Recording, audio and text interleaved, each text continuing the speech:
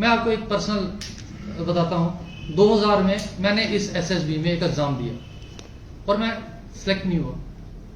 अगले साल मैंने दूसरा एग्जाम दिया, मैं सिलेक्ट हुआ। पहले साल क्या ये बोर्ड खराब हो गया, दूसरे साल ठीक हो गया? पहले साल मैं ना काबिल था, मैंने मेहनत की, दूसरे साल मैं काबिल हो गया। ये बच्चों को समझने की जरूरत है। जब भी कोई एग्जाम होता है, 1000 पोस्ट होती है, 2 लाख हम एग्जाम करा रहे हैं 972 पोस्ट का, 1,95,000 कैंडिडेट है, होंगे तो 972 ही क्वालिफाई ना, तो बाकी सारे कहेंगे जी गड़बड़ी हो गई। ऐसा नहीं होता। थोड़े दिनों में जो पिछले 2-4 दिन में आपने देखा होगा कि काफी प्रोटेस्ट वगैरह कुछ एक सेक्शन ऑफ द सोसाइटी जो कर रही है, मैं आपको कैंडिडेट्स नहीं कहूंगा, तो उसके चलते काफी बच्चों में थोड़ी सी कंफ्यूजन भी है और बच्चों को थोड़ी मिसकम्युनिकेटेड है कि भाई ये क्या है, बोर्ड क्या करने जा रहा है। क्योंकि हम 16 तारीख से कुछ एग्जाम भी हमारे लाइंड अप हैं, तो उसके चलते मैं आपको ये बताना चाहूँगा कि ये जो चल रहा है बाहर, ये टोटली बेसलेस है। ये एक कैंपेन है, इसमें अल्टीरियर मोटिव्स हैं इन लोगों के।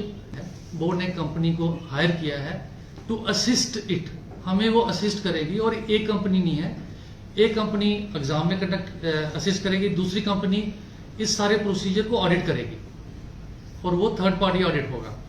उसके अलावा हमने जामर्स लगाए हैं हर सेंटर में, हर बच्चा सीसीटीवी कवरेज के अंडर होगा जब पेपर देगा। Besides that general administration department observer लगाता है सीनियर ऑफिसर्स को जो पूरा मॉनिटर करते हैं। डिस्ट्रिक्ट एडमिनिस्ट्रेशन की तरफ से हमारे पास ऑब्जर्वर्स आते हैं, मैजिस्ट्रेट्स आते हैं, बोर्ड अपने मैजिस्ट्रेट्स लगाता है, अपने ऑब्जर्वर्स लगाता है जो वहां पे कोऑर्डिनेट करते हैं ये एक्टिविटीज। पुलिस का इसमें इतना सपोर्ट रहता है कि डबल लेयर होती है फ्रिस्किंग की। और जिन बच्चों ने एग्जाम दिया है, आप अगर उनसे भी इंटरेक्ट करेंगे, मेरे पास यहाँ आते रहते हैं, मैं पूछता रहता हूँ कैसा है। एंड कल ही एक बच्चा आया था, उसने मुझे कहा कि स्टाफ सिलेक्शन कमीशन के एग्जाम से ज्यादा सख्ती आप लोगों ने यहाँ रखी थी। इन चीजों को इग्नोर करके, दबा के एक गैंग चल रहा है, एक ग्रुप चल रहा है जो कि इन बच्चों को भड़का रहा है। मैं अश्योर करता हूं उनको कि बोर्ड पूरी जी जान से, पूरे ट्रांसपेरेंसी से, सेफ्टी से आपके एग्जाम कंडक्ट कराएगा और कराए भी हैं। आज सवेरे ही मुझे एक वीडियो किसी ने दिखाया, एक बच्चा कश्मीर से था कोई, और वो ये बोल रहा था कि बोर्ड ने 28 एग्जाम कराए हैं इस कंपनी के थ्रू। मुझे एग्जैक्टली नंबर याद नहीं था, उसी ने याद कराया और कहता है एक भी एग्जाम में अगर कोई गड़बड़ होगी मैं किसी में सिलेक्शन नहीं करवाऊंगा अपनी। इतना फेथ उस बच्चे को था क्योंकि बच्चों ने देखा है।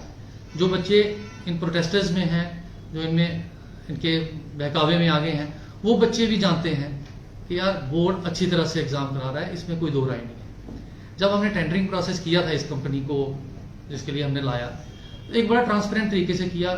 QCBS मेथड है, क्वालिटी कम कॉस्ट बेस्ड सिलेक्शन होती है, और ये हमारा बड़ा ट्रांसपेरेंट मेथड था। मैं ट्रांसपेरेंसी के लिए आपको बताऊंगा, जो डॉक्यूमेंट्स मीडिया में या ये बच्चे लेके घूमते हैं वो वेबसाइट से या इंटरनेट से मिले हैं, क्योंकि हमने छुपाया कुछ नहीं।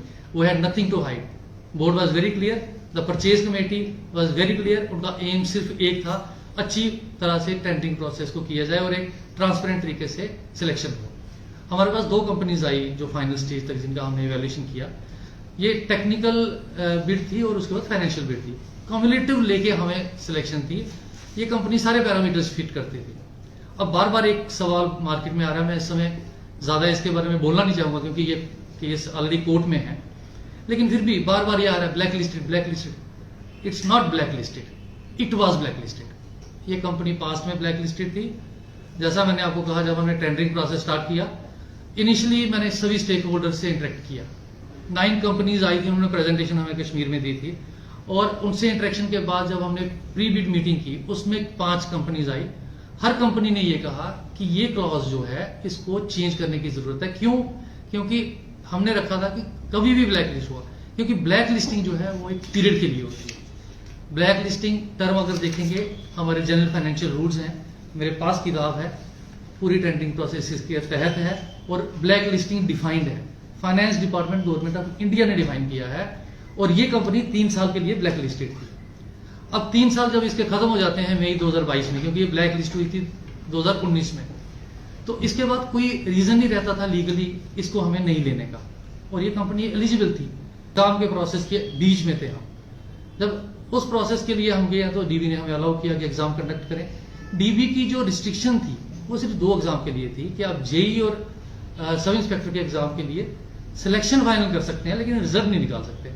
तो हमने ऑनर करते हुए, ऑनर करना है ऑनरेबल हाई कोर्ट का, इसमें तो कोई दो राय नहीं है, हमने ऑनरेबल हाई कोर्ट को एक रिक्वेस्ट की कि आप हमें परमिशन दे दीजिए रिजल्ट के लिए भी। उन्होंने कहा नहीं, हम केस ही सुनेंगे, पूरा केस सुनेंगे और फैसला करेंगे।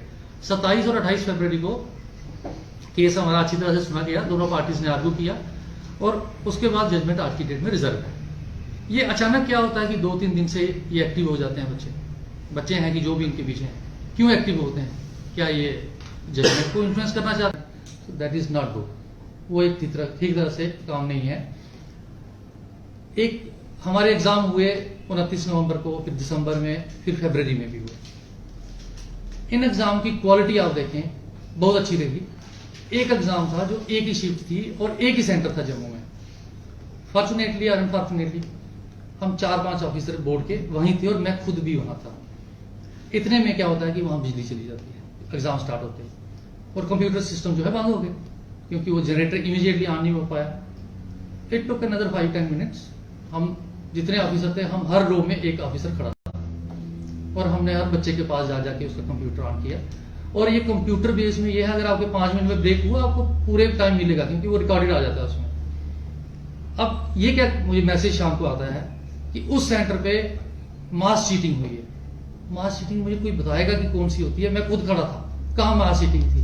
8 ऑफिसर थे, जीएडी का ऑब्जर्वर था, बोर्ड के लोग थे, मैं था, लेकिन नहीं, हमने लांछन लगाना है। कहीं कुछ होता है देश में तो कहते हैं जी बोर्ड JKSSB ने गड़बड़ कर दी। ऐसा नहीं है, ये सिस्टम को ना ऐसे खराब करें और बच्चों को ना बहकाएं। जो एग्जाम हुए उसके लिए ये बच्चे क्यों एजिटेट नहीं किया? क्यों? क्योंकि आज इनके पीछे कुछ और फोर्सेस हैं, वो आप लोग मेरे से बेटर जानते हैं। 6, 7, 8 फरवरी को एग्जाम हुए, बच्चे बैठे, कोई प्रॉब्लम नहीं आई, कोई इशू रेज नहीं किया गया। आज क्या है, कुछ बच्चों की तैयारी नहीं है, वो इसमें रहे कि यार हम ये करवा लेंगे, वो करवा लेंगे, और आप जब एग्जाम आ गया सर पे तो वो चाहते हैं इसको पोस्टपोन करा। अब कितने पोस्टपोन कराएंगे? अब हर